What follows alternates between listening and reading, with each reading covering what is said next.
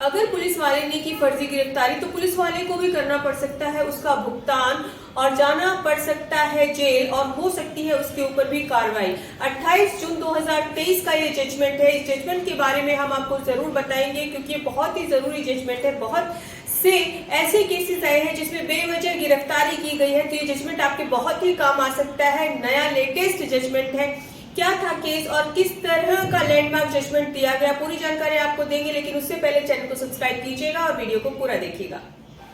Honourable Allahabad high court की पीठ ने बहुत ही लेटेस्ट जजमेंट गिरफ्तारी को लेकर दिया है और सभी मजिस्ट्रेट को भी नई डायरेक्शन दी है। इस मामले में एफआईआर दर्ज होती है सेक्शन 3 सेक्शन 7 एसेंशियल कॉमिडेंट 1955 के अंतर्गत।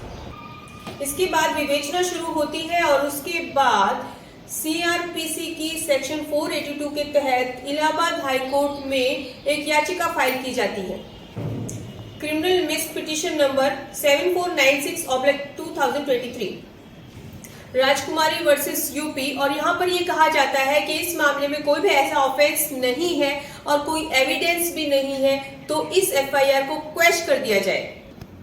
फाइनल रिलीफ के रूप में एफआईआर को क्वेश करने की डिमांड की जाती है, जबकि इंटीरियम रिलीफ के रूप में कि दोनों ही केसेस में 7 साल की कम सजा है और जिसमें 7 साल से कम की सजा होती है। सीआरपीसी सेक्शन 41 और 41 में अरनेश कुमार वर्सेस बिहार का जो केस था, उसमें ऑनरेबल सुप्रीम कोर्ट की जो गाइडलाइन है उसमें उसकी जो रोशनी है वो यही कहती है कि 7 साल से कम की अगर सजा है तो गिरफ्तारी की आवश्यकता नहीं है। ये बहुत ही ऐसे केसेस में होता है जिसमें कि बहुत ही आवश्यक हो गिरफ्तार करना। और अरनेश कुमार के केस में जो प्रोविजंस है जो ऑनरेबल सुप्रीम कोर्ट ने दिए हैं उसको मानने के लिए सभी पुलिस ऑफिसर बॉन्ड है जो सीआरपीसी 41 और 41A में दिए गए हैं। सारे मामले को सुनने के बाद इलाहाबाद हाईकोर्ट की पीठ ने कहा जो सेक्शन 141 और 41A में जो प्रोविजन है उसको सभी पुलिस ऑफिसर्स मानने के लिए बाध्य हैं। और यहाँ पर सेक्शन 41 और 41A में पूरी तरह से बताया गया है कि संज्ञा और असंज्ञा अपराधों में गिरफ्तारी की क्या प्रक्रिया है।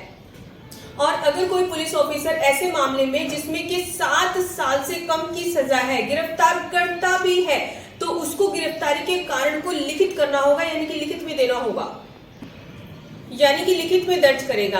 अब यहाँ पे इलाहाबाद हाईकोर्ट ने यह भी बात कही कि पूरे प्रदेश के मजिस्ट्रेट जिनको अगर उनको लगता है कि किसी पुलिस ऑफिसर ने ऐसे केस में दुर्भावना से गिरफ्तारी की है तो ऐसे पुलिस ऑफिसर्स के खिलाफ कार्रवाई भी करें। तो बहुत ही बड़ा जजमेंट है। अगर ऐसा कोई पुलिस वाला है जिसने 7 साल से कम की जिसमें सजा है, ऐसे क्राइम के लिए किसी को गिरफ्तार किया है और दुर्भावना से गिरफ्तार किया है तो ऐसे पुलिस वाले पर भी कार्रवाई हो सकती है। ये जजमेंट आपको जानना बहुत ही ज्यादा जरूरी था क्योंकि लेटेस्ट जजमेंट है। फिर भी अगर आपकी कोई क्वारी है गिरफ्तारी को लेकर तो आप हमसे संपर्क कर सकते हैं। हम आपका सहयोग कर बहुत ही ज्यादा हमें खुशी मिलती है। आप अपनी परेशानियां हमसे बांट सकते हैं। जो भी कानूनी सलाह और सहयोग हमसे हो सकेगा हम जरूर करेंगे। इसी तरह से हमारे साथ जुड़े रहिएगा। धन्यवाद।